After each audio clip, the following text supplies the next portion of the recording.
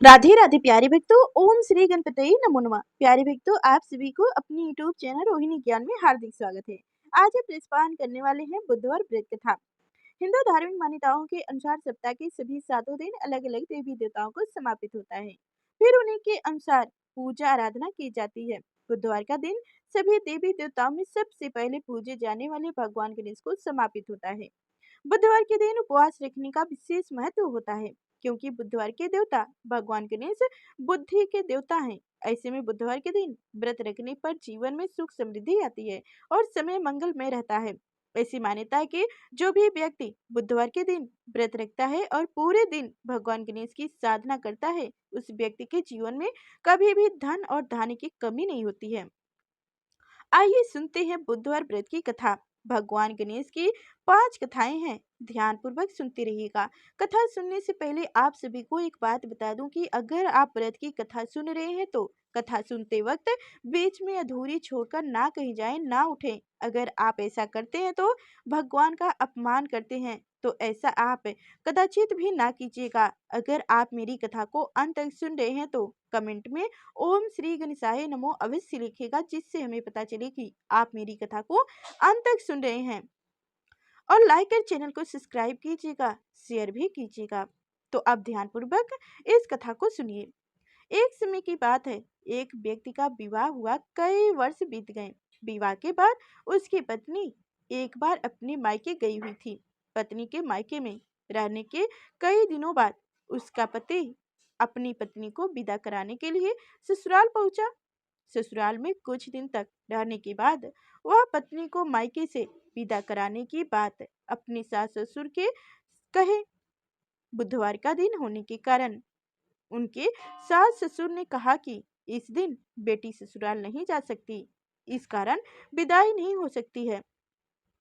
लेकिन वह व्यक्ति नहीं माना और अपनी पत्नी को मायके से विदा कराकर अपने घर की तरफ चल दिया। रास्ते में जाते वक्त पत्नी को बहुत तेज से प्यास लगी। तब पति पानी की तलाश में इधर उधर भटकने लगा। काफी देर के बाद जब वह पानी लेकर वापस लौटा तो देखने उसने देखा कि पत्नी के पास उसी की वेशभूष में कोई अन्य व्यक्ति पत्नी के संग बैठकर बातें करता हुआ दिखाई दिया। दोनों व्यक्ति आपस में लड़ने लगे। पहले व्यक्ति ने गुस्से में दूसरे व्यक्ति से पूछने लगा कि वह कौन और क्यों उसकी पत्नी के साथ बैठकर बातें कर रहा है। फिर आपस में लड़ने लगे। दूसरे व्यक्ति ने कहा कि यह मेरी पत्नी है। दोनों के बीच भयंकर लड़ाई होने लगी। तब वहां पर कुछ सिपाही आ गए और स्त्री से उनके असली पति के बारे में पूछने लगे।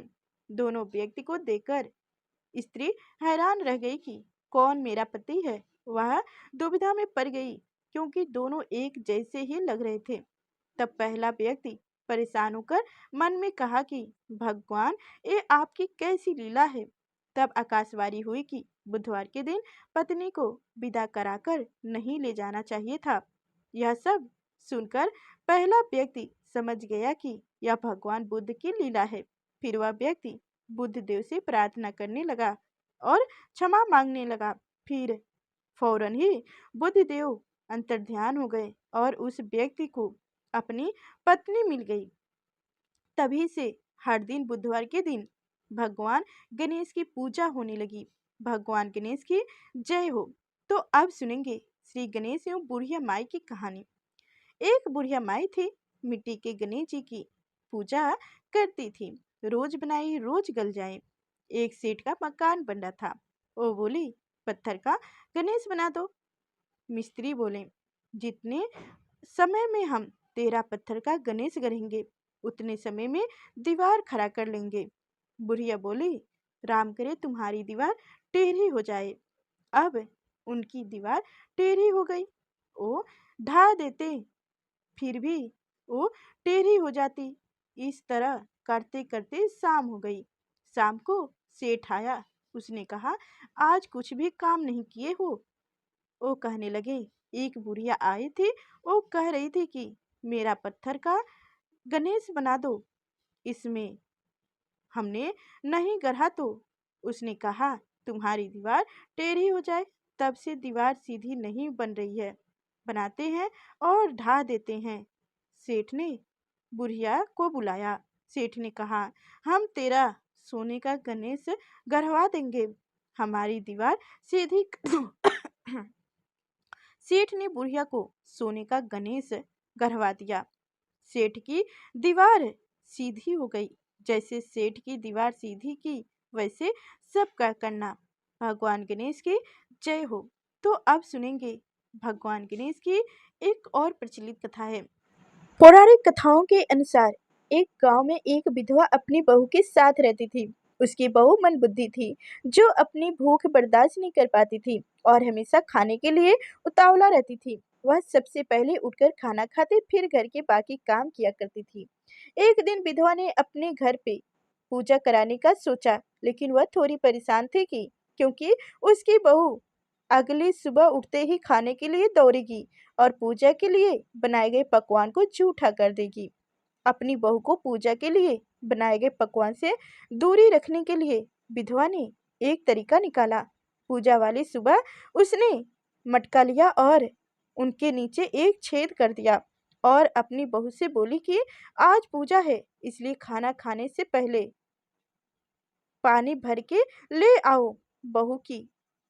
बहू भी चालाक निकली। उसने देख लिया था कि विधवा सास ने मटके के नीचे छेद कर दिया है, इसलिए वह अपने साड़ी के पल्लू में आटे बांधकर पनघट पर चली गई। वहां उसने आटा निकाला और कुएं के पानी के मदद से आटा गूंथ लिया। कुएं के पास ही एक शमशान घाट था, जहां चिता जलाई जा रही थी। बहू ने उसकी आंच पर अपनी लिट्टी सेक ली। उसकी बाटियां लिट्टी सूखी थी तो वह पास में ही गणेश जी के मंदिर चली गई, जहां गणेश जी को किसी ने चोला चढ़ाए रखे थे, दीपक जलाए रखे थे। उसने देखा कि गणेश जी की तौर पे घी का दीपक जलाए गए हुए हैं। उसने उस घी को अपनी लिट्टी पर लगा लिया और उसका भोग गणेश जी को लगाकर वह लिट्टी खा ली और घर वापस चली गई। बहू की इस हरकत पर गणेश जी को बहुत गुस्सा आया और उन्होंने गुस्से में अपने नाक पर अंगुली चढ़ा लिया। जब गांव वालों ने देखा कि गणेश जी ने अपने नाक के ऊपर अंगुली चढ़ा लिया है तो उन्होंने मनाने के लिए बहुत कोशिश किया, लेकिन गणेश जी ने अपनी अंगुली वापस नहीं उतारी। जब यह बात राजा को पता चली तो राजा ने बड़े बड़े पंडितों और ज्योतिषों को बुलाया और हवन करवाया, लेकिन गणेश जी फिर भी नहीं माने। सब बहुत चिंतित थे। राजा ने पूरे गांव में यह ऐलान करवाया दिया कि जो भी इंसान गणेश जी की नाक पर से अंगुली हटाने में सफल होगा, उसे इनाम के तौर पर 5 गांव दिए जाएंगे। गांव के सभी लोग गणेश जी को मनाने में लग गए, लेकिन गणेश जी माने ही नहीं और अपनी अंगुली चढ़ाए रखें। अंत में विधवा की बहू बोली कि अगर सब उसे आज्ञा दे तो वह गणेश जी की अंगुली हटा सकती है। उसकी बात सुनकर विधवा हंसने लगी और बोली कि बड़े बड़े विद्वान कुछ नहीं कर पाए तो वह कैसे गणेश जी को मना पाएगी। किसी ने बोला कि जब सब लोगों को मौका मिला तो उसे भी एक मौका मिलना चाहिए। फिर सभी लोग बहू को एक मौका देने के लिए मान गए, लेकिन बहू ने एक शर्त रखी। उसने कहा कि उनके घर से लेकर मंदिर तक पर्दा बांध दिए जाएंगे। सब लोगों ने सोचा कि इतना कुछ हुआ तो ये भी हो सकता है, तो पर्दा बांधने में क्या जाता है। बहू के कहे अनुसार उनके घर से लेकर मंदिर तक पर्दा लगवाए गए। बहू ने अपना दिमाग लगाया और वह अपने पेटीकोट में मोरी छिपाकर मंदिर लेके चली गई। जिससे कहते हैं कि मंदिर जाकर उसने गणेश जी से बोला कि मैंने आपके थोड़े से जरा सा घी क्या ले लिया, आपने अपने नाक पर अंगुली चढ़ा ली। अब नाक पर से अंगुली हटाए रहे हैं या मैं एक मोरा आपको अभी लगा दूं, आपके टुकड़े टुकड़े हो जाएंगे। बहू की यह चेतावनी सुनकर गणेश जी थोड़ा डर गए और उन्होंने सोचा कि यह तो पूरी पागल है, कहीं सच में यह मुझे मारेगी ना, तो मैं सच में टुकड़े टुकड़े हो जाऊंगा। गणेश जी ने बिना सोचे समझे अपनी नाक पर से अंगुली हटा ली, जिसे देखकर गांव वासी खुश हो गए और बहू का जय जयकार करने लगे। राजा के ऐलान के मुताबिक बहू को 5 गांव इनाम में दिए गए। यह कथा सुनकर लोग गणेश भगवान से यह मांगते हैं कि वह भी उस बहू की तरह सबकी बात मान जाए और उनकी मनोकामनाओं को पूर्ण करें। जय भगवान गणेश। तो आप सुनिए, एक और कथा भगवान गणेश की है, जो एक सेठ सेठानी का है। एक बार गणेश जी बहुत सुंदर गांव से गुजर रहे थे। इस गांव के खेत हरे भरे थे। सुबह का समय था। ठंडी पवन का आनंद लेते हुए गणेश जी मूसक पर सवार होकर चले जा रहे थे। इतने में वह एक खेत से गुजर रहे तो आनंदवश फसलों में हाथ फेर दिया। गणेश जी के ऐसे करने से उस फसल के कुछ दाने हाथ में आ गए। अब गणेश जी तो पछताते हुए कि उन्होंने तो चोरी कर ली। भले ही उन्होंने जानबूझकर नहीं चुराया, लेकिन अब फसल के दाने तो उनके हाथ में आ ही गए। गणेश जी ने गिने तो वो 12 दाने थे। अब गणेश जी ने उस खेत के मालिक को खोजा और उन सेठ जी के यहाँ 12 साल की नौकरी पर लग गए। एक दिन सेठानी राग से हाथ धोने लगी तो गणेश जी ने सेठानी का हाथ पकड़ लिया, मिट्टी से हाथ धुलवा दिया। सेठानी सेठ सेठानी ने सेठ जी से शिकायत की और कहा कि देखो, नौकर ने मेरा हाथ पकड़ लिया है।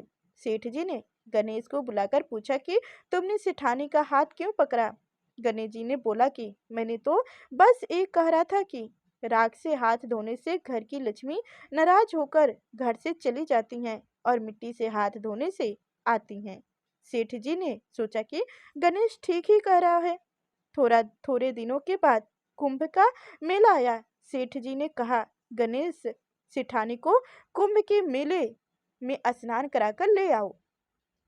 सेठानी किनारे पर बैठकर नहा रही थी तो गणेश जी उनका हाथ पकड़कर आगे डुबकी लगवा लाई।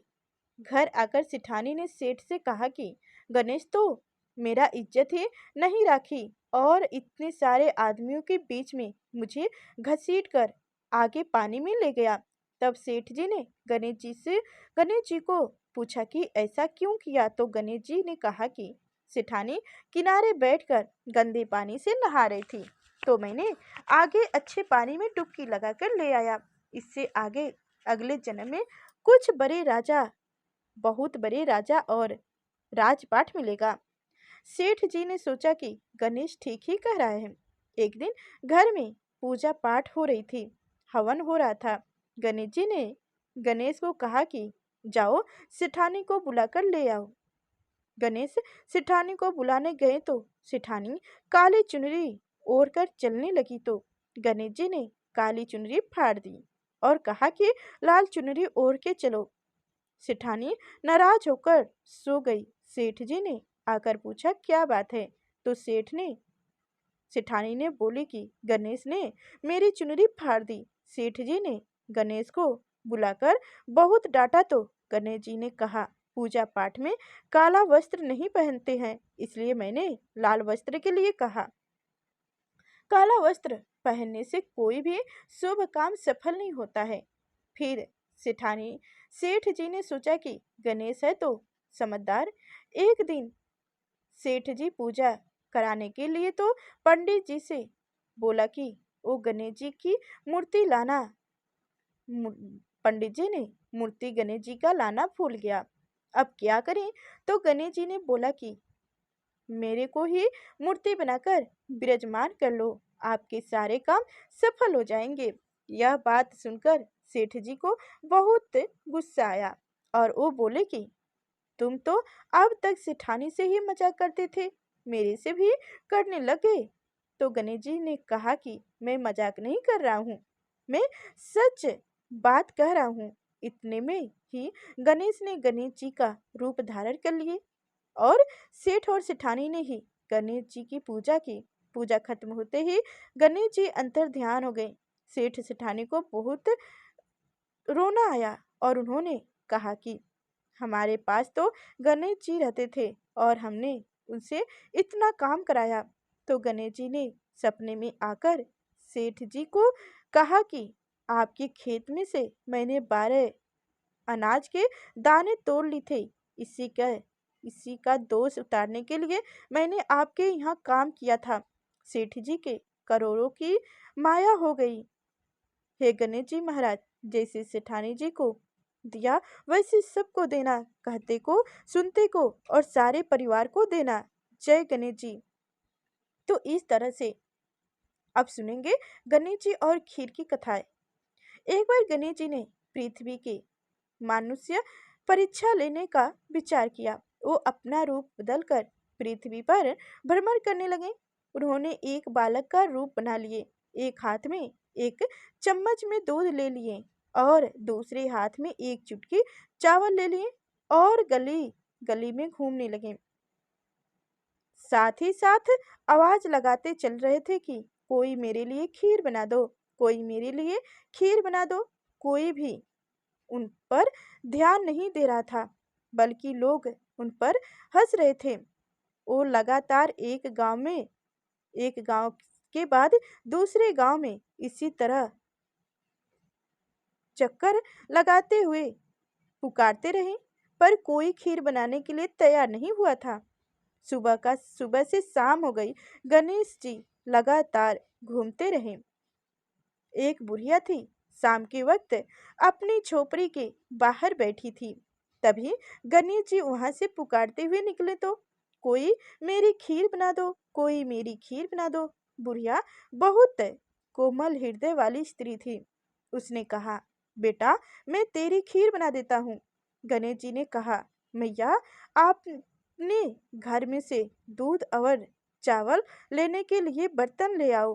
बुढ़िया एक कटोरी लेकर जब झोपड़ी से बाहर आई तो गणेश जी ने कहा, अपने घर का सबसे बड़ा बर्तन लेकर आओ।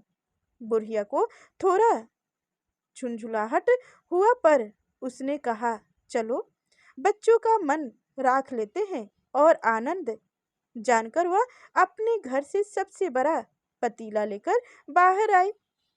गणेश जी ने चम्मच में से दूध पतीले में डालना शुरू किया तो तब बुढ़िया को आश्चर्य की सीमा न रही।